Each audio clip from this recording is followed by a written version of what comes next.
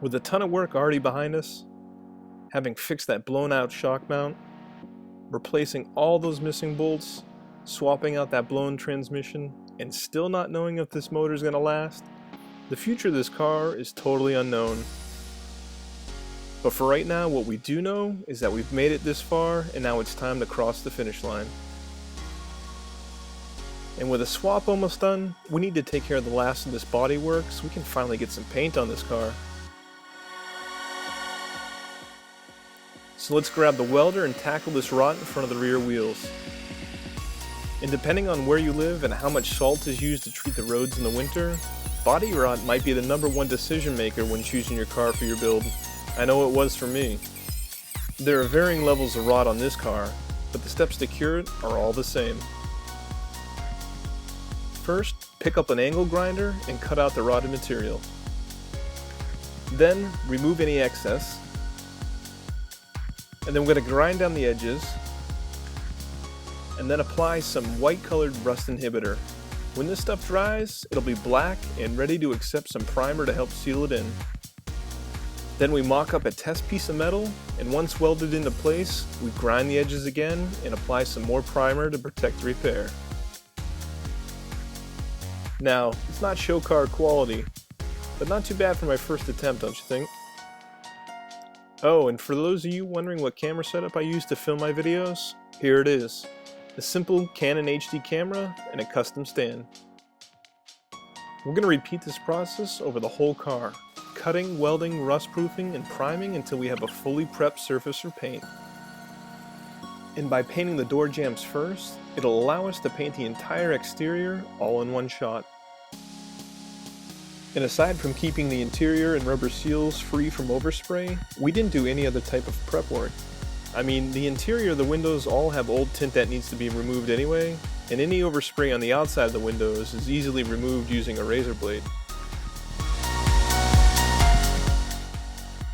Didn't I say before how easy this stuff goes on?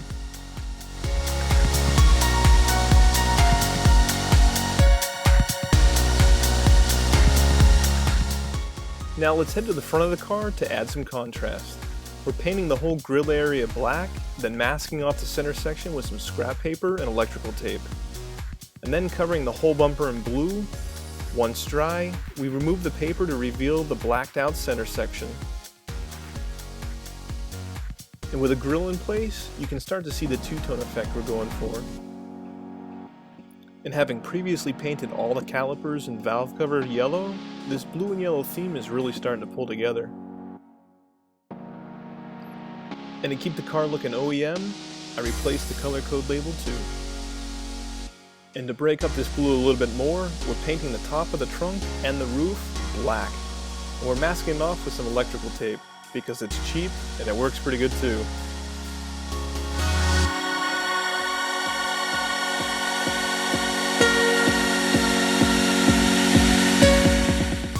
So here it is.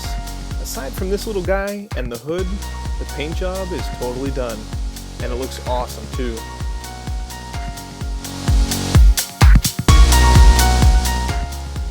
And in addition to the blacked out grills, I found this little guy and blacked him out too.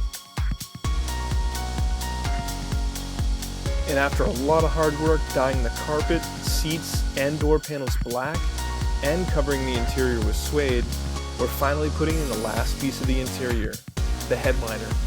And like the paint, it looks awesome.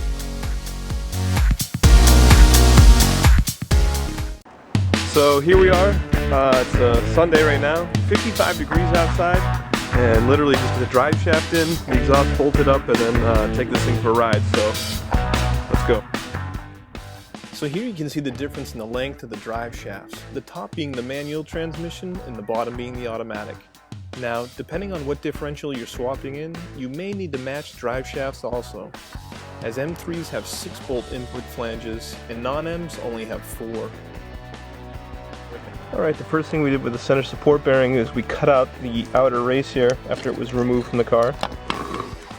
And then with that removed, we trimmed off any remaining excess rubber around the outside. And then just rented from a local auto parts store a 3-jaw puller The 3-jaw puller, we just tighten that down, and what that'll do is it'll pull off the remaining bearing from the spline shaft. Now to wrap up the electrical, here's the reverse light switch we just cut from the car's main harness. We're going to need to add about another 2 feet of wire to reach the side of the transmission under the car to the old automatic transmission rain switch inside the car.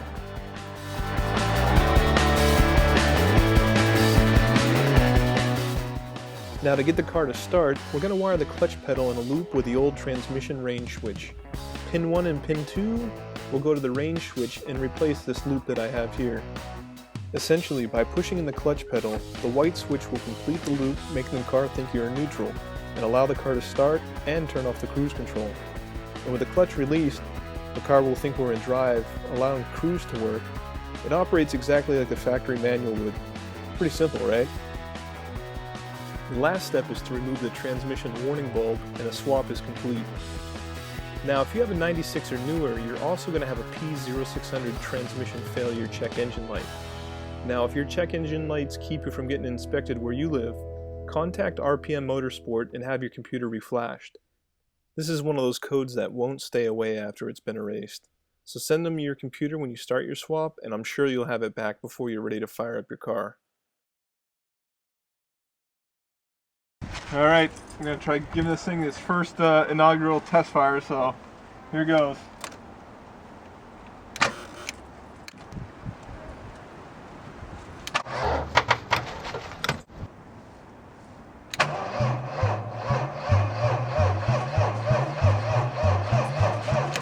Dude, that sounds so weird. That sounds awesome.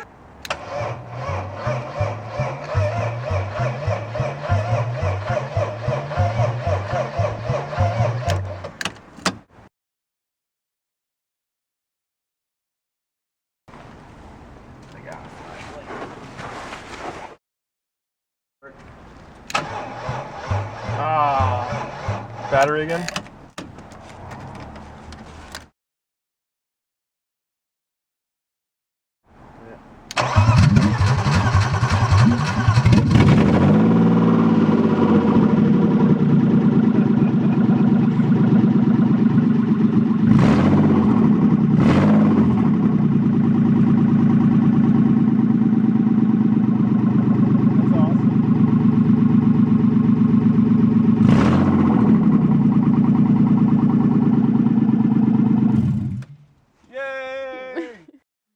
Last up is the exhaust, but open headers do sound good, don't they?